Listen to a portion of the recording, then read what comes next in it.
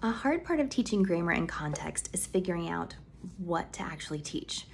So there are errors and then there are errors, right?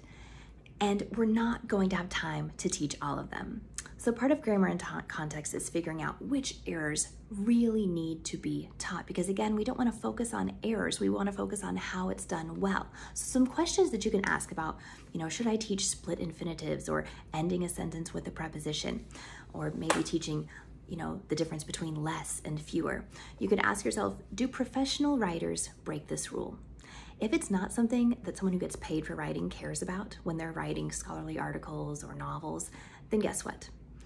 You don't need to care about it. It's okay to not teach that particular rule if you think, professional writers break this rule and it doesn't matter to them at all. Another question you can ask yourself is it worth my time? I like to use the rule of 90, okay? Either something is a 90 to 100 or it's a 0. So maybe I'm looking at a rule like less or fewer. Now I need to teach my students, they need to know the difference between when to use less and when to use fewer. Now how important is that on a scale of 0 to 100?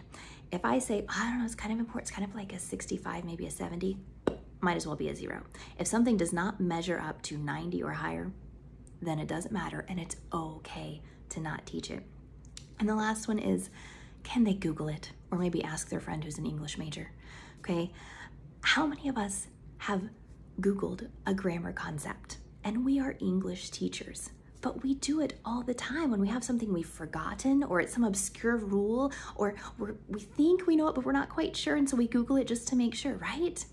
And that is okay. So if it's something that my students can easily Google, then I'm not going to spend a day teaching it. I don't need to give them 20 sentences where they have to circle less or fewer in each sentence because they have to know whether it was a countable item or not. You know what? If that's important to them one day, they will Google it. Sure, I will go over it with them maybe, but in the end, it's okay.